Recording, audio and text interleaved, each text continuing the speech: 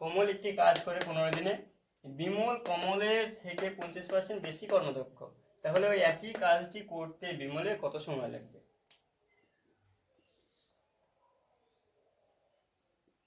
কমল এনেছি বিমল,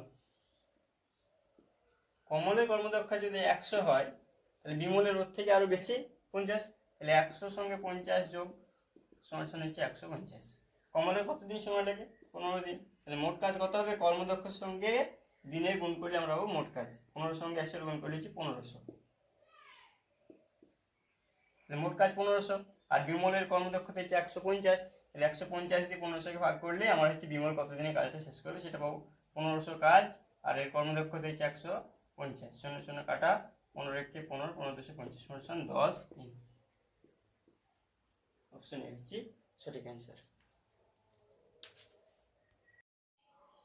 এ একা একটি কাজ করে 8 ঘন্টায়, বি ওই একই কাজ একা করে 12 ঘন্টায়, তারা দুজনে একত্রে কাজটি কত ঘন্টায় করবে?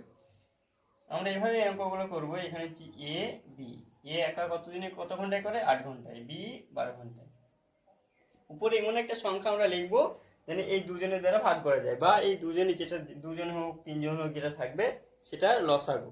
এখানে আমরা 24 যদি লিখি তাহলে 8 দিয়ে ভাগ করা যাবে, 12 দিয়ে ভাগ করা যাবে। 8 ঘরে নামতে বললে 8 3 24, 3 হবে এখানে।